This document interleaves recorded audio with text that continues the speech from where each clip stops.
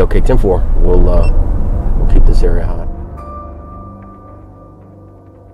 The United States Border Patrol is the most assaulted law enforcement agency in the country. All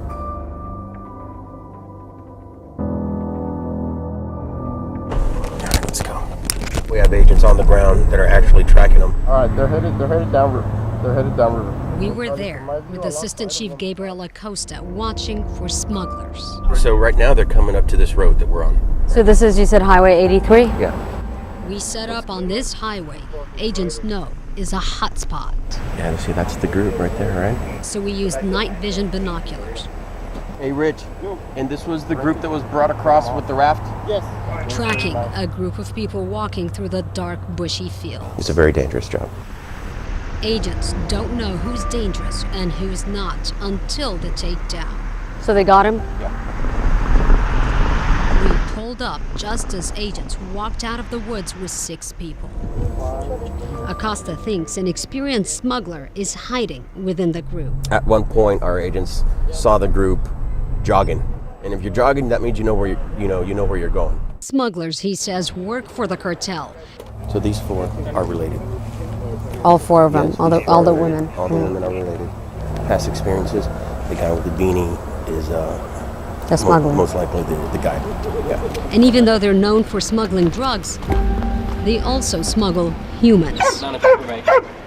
The next night, it was a different story. So you found them hiding right here? Yes, right here in the brush. Right in here, underneath this tree, there's a trail that leads to the river.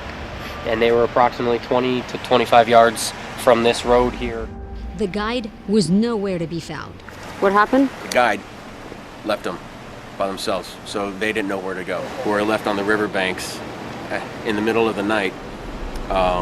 They'd never been here before, so they were a little disoriented.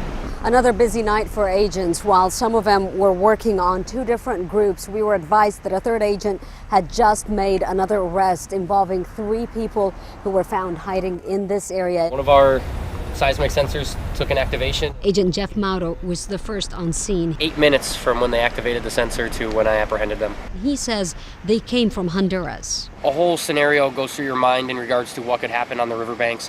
Is the guide waiting for you to try to attack you because they're getting paid to move these people across the river? Credenciales? In this case, Mauro says the men didn't have any weapons, just their Honduran passports and a Bible. A lot of people have a bad view of what Border Patrol does, but they don't see what the agents go through day in and day out. I do understand that there's a lot of people coming across just because they're looking for a better life, but we recently apprehended a subject who was wanted for murder and escaped prison in Mexico, and I've personally arrested someone who was in prison for sexual encounters with a 14-year-old. So you're constantly changing your tactics. We have to, just like they do. From here, they were going to get picked up in a vehicle and go to a stash house. They have people in these deplorable conditions.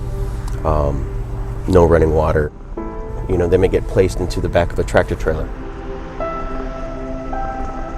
Outside the San Antonio Walmart, 38 people were found in a sweltering semi-truck, and 10 of them did not survive. While we were in Laredo, Border Patrol rescued 76 undocumented immigrants, including children, packed in the back of a tractor trailer. What we're trying to do is prevent that from happening. Prevent from what happened in San Antonio from happening again. As for these 2 groups, The next step is they're going to be transported to the station. They'll be fingerprinted and entered into the system to see if they have any prior criminal or immigration history, and then they'll be processed according and either sent to court or returned to their native countries.